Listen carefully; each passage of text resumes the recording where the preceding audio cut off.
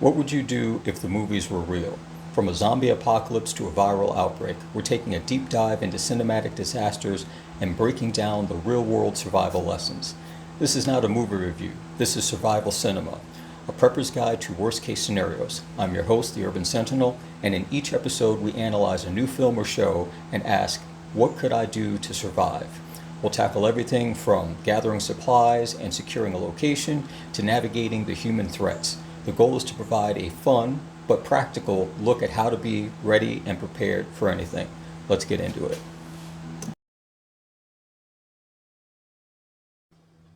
The Road, 2009, based upon a book by Cormac McCarthy. Now, in the movie, you had two characters, husband and wife. A disaster happens. It's never shown and never stated, but the environment that you see afterwards, it takes place, a few years after. Everything is overcast, cloudy, gray, bleak. The ground is covered with layers of soot and ash from clearly what might have been multiple fires, not just locally, but wide scale across everything. Broken cars, ships leaning off to the side in dry riverbeds, all that kind of stuff. The primary focus of the movie, though, is the father and the son, about 10 years old, leaving from their home to travel basically down to the shore, down to the coast, trying to get someplace where he hopes that it's a better environment.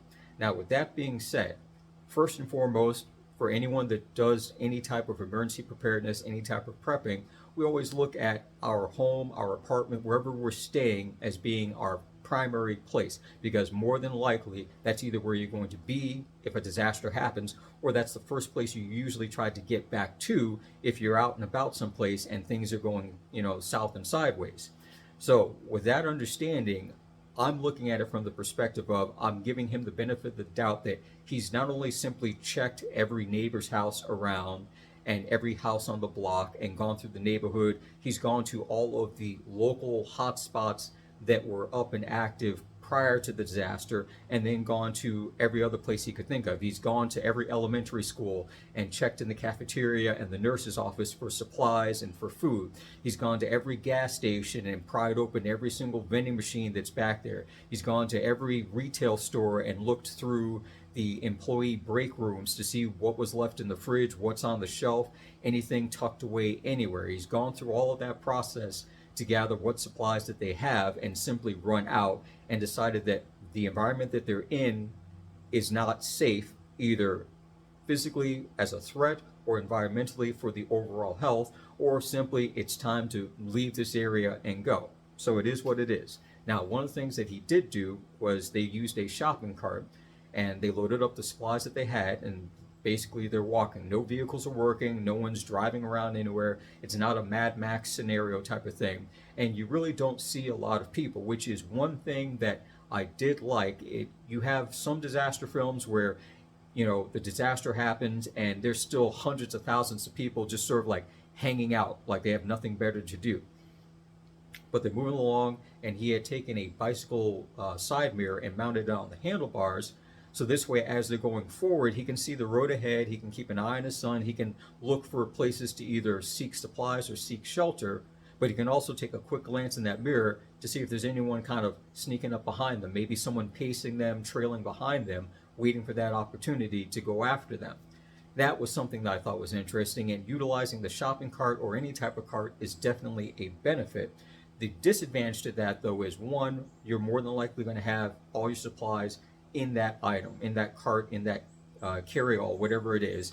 If something happens to that physically where the wheels don't work anymore, now you have to either find something to replace it and make that transfer, or now you have to decide, okay, we're carrying, 60, 70 pounds worth of stuff.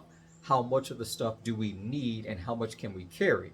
Because you can load up a shopping cart with a lot of stuff and some of it is not easily transportable by hand. And so now you have to decide what we're going to cut out and what we're going to keep. So keeping that in mind is one of those little prepper details that you definitely want to utilize everything that you can when you start off to your best advantage, but always be prepared to, cut the dead weight when you need to if it keeps you moving along. In terms of the scavenging that they've done within the movie, it's small here and there. Their biggest jackpot that they had was they came across a house and actually found a bunker hidden in the yard. It was buried under some rubble, and they went down in there, and it wasn't a huge place. It was probably 20 by 20, but it had a wall full of supplies, food, water, all that kind of stuff. They were able to sit, relax, actually eat a meal, and pretty much live like normal human beings for a brief period of time, until the father got a little anxious because he heard someone messing around up top, thinking that someone's either trying to break in or possibly the person that was here, even though they found a body in the house, someone else may know about it and may be coming back later on. So they up and out of there, they took some supplies, and then they left. As far as that goes, yeah, I get it, because the temptation to stay, you're nice and secure, but you're also underground. You can't see anything. You only have one way in and one way out, and you don't know how big the threat is. It could have just been one person, or it could have been 100 people. Now, as far as security goes, he did have a revolver, but of course, limited amount of ammo. And my guess is too, ammunition, firearms, all that sort of stuff, a lot of it probably got used up in the very beginning stages of whatever the disaster was, because that's the high conflict period where you have people basically running amok in a world without rule of law, not caring, two bits about you or anything else. That's going to be the period where most people with firearms are going to end up in a situation where they're using up what they have. Yes, you will have situations where people are secluded and sequestered off in an area where they're not going to immediately encounter a threat, and it might not be in the first week, month, or even the first year, but eventually people start to migrate, people start to move, and depending upon if they're organized or not, you might come across a situation where you're safe and secure in your little camp up in the woods, but then every 2-3 days, you've got 5 or 6 people coming up trying to get onto your property, trying to get into your cabin, and they're doing it in a hostile manner. Suddenly, all that ammo that you have is starting to go down little by little by little every single incursion. It's not a collective group, it's just one wave after another of people coming up going, oh, that looks like something that we want to investigate and we want to take. So I definitely see the aspect of having to do the best you can with what you have. And again, this movie was not meant to be an action drama film where he's just got endless supplies of everything. This movie was more realistic in terms of they had barely anything, and what they did have, they kept losing. And again, navigating through that environment by yourself is one thing. Trying to do it with a 10-year-old, completely different. And for those of you that have small children, you understand that sometimes the simplest things, no matter what, take a lot longer and become much more complicated when you've got a small child that you have to deal with. And the same aspect could go in many cases of if you have someone who's got a handicap, they're physically impaired, they can move but not move well, not move fast, and not move often. That changes up what you're going to do and how well or how effective you are when you are actually traveling, if you're able to do that at all. Many of the things that went on within the film were more on a sociological, psychological aspect, because again, you have people that for the course of that film to get to that point where it was, 10 years had gone by. So you've had 10 years of people losing friends and family, 10 years of people not being able to live where they used to because they got burned out, chased out, what have you. 10 years of people surviving, eating things, not just simply old food, bad food, but eating things that they would not normally consider to be food just to stay alive. 10 years of large levels of abuse going on, and we'll say that word is that word for YouTube, going on where you are a constant victim or you are a continuing predator, one of the two. The cycle keeps going. You're either getting chased or you're chasing. 10 years of living in that environment changes the mentality of an individual. It's one of those situations where if you think about the old photographs from World War I and World War II, where you see the new recruit just going into the military, their first photo, they're 18, 19 years old, they look like a teenager, and then 3-4 years after they get out of being in combat, they look older than their fathers when they're done. It's one of those situations where that type of environment reshapes you, remolds you, and forges you into a different person. Now, going forward in the film, there were definitely situations. There was one situation where they had made it to the shore, as it were, and there was a ship, cargo vessel, not that far off, maybe 300 feet out, listing off to the side. Clearly it ran aground, hit some, shallow rocks, and it was stuck out there.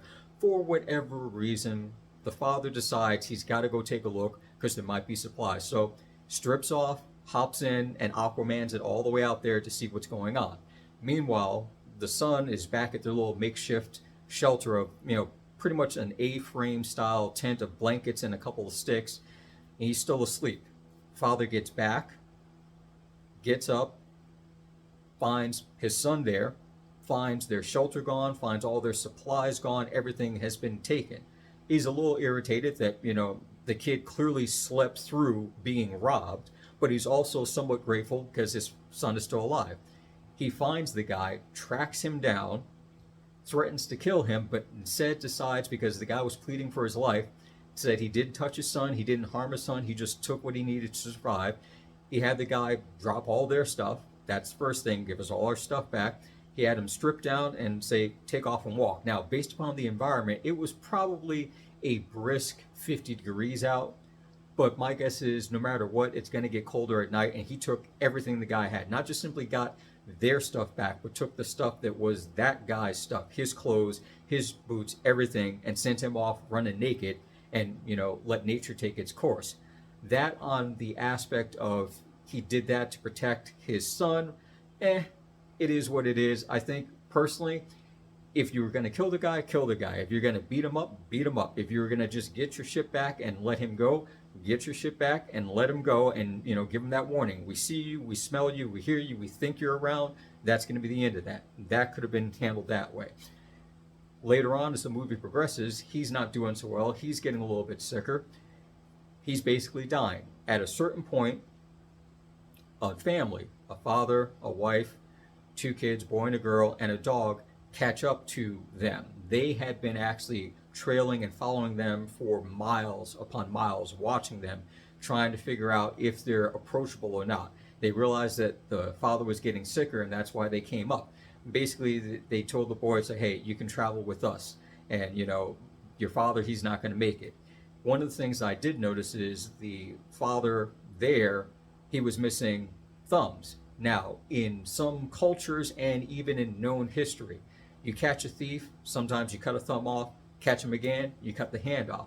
So at some point, they clearly must have been in some type of camp or environment where he got caught stealing. They took a thumb, and then they took another thumb as a warning. Now, at that point, I don't know anything else about that character's backstory, but clearly he took it upon himself to get his wife and his kids, and they got a dog, and got out of there. As far as what happens afterwards, everything is a progressive state type of thing. Now, the key things to look at within that environment is still the supplies that you have are not infinite, no matter how much you have. Your location that you're in is not guaranteed to be safe for any amount of time. Prepare while you can, but always be ready to pack up and move, and always be flexible, be fluid in the plans that you have, because you don't know literally what could be around the corner or what could come up behind you. You may have to ditch your supplies someplace. If you can have time to disguise them and bury them, great. That's always good. And if you can make it back later on to get them, fantastic. Otherwise, you have to be able to start over again. Now, in terms of that, I would suggest personally, because I didn't notice it specifically, he kept things in his pockets here and there, but definitely keeping some items, some bare minimum items on you. If you had a multi-tool, keep that on you. You had at least one good knife, a folding knife or a fixed blade knife, keep that on you. If you happen to have a firearm, or even you have 3 or 4, keep at least one on you, loaded, ready, and have that be the backup to the backup to the backup. The worst case scenario, then you use that, because this way, one, you're not immediately tempted to just start using it to use it. You're going to need that for when every other option is gone and everything else is effectively off the table, and that's the only thing you have left. Clothing and other gear like that, you have to make do with what you have. There's not much you can do about that. Even when you've got all your gear and all your clothing, it's going to get worn, it's going to get ripped, it's going to fall apart. There may be a situation where you're on fire. Don't ask me how you ended up that way, but you're on fire and now you've lost your coat. All those things can occur, so you always have to, one, keep an eye out for where you can find more, and understand that, depending upon how long this environment has existed, how long you've been in this state of catastrophe, other people have also been looking for the same thing. So that natural reflex of, oh, look, there's an old retail store, let's go in and see what's left. Probably nothing. It's probably been picked clean 3, 4, 5, 7 times over, and anything that is there is most likely the discarded items of people that came in and got these still better items and left. So you may find a coat, you may find boots. Those boots have holes in them and they're all torn up and they're no good for you. That coat is ripped to shreds, and you can clearly see that it's also infested with ticks, lice, mites, and everything else. So at a certain point, the longer a disaster continues on, the less there are in terms of new supplies, usable supplies, and equipment, because more people, even if they don't initially go out in the chaos, have gone out, looked for what they could find, and taken it back, and other people have taken it from them, and then other people take that from them, and it gets passed around, worn around, until even though it didn't get a lot of use, it changed hands so many times over so many weeks to months to years that it's gotten high use and it's pretty much useless by the time you get it. And I do agree that yes, a little something is better than nothing, but at a certain point, if that nothing is, deli sliced thin, you're better off leaving it and trying to find something else. Anyway, so that is the overall view that I took of The Road. Watching it definitely would be more inspiring to the realism of what it would be like on your own, traveling around, making your way across the vast wasteland, as it were, in that world as it is. That's it for now. I'll catch you in the next one.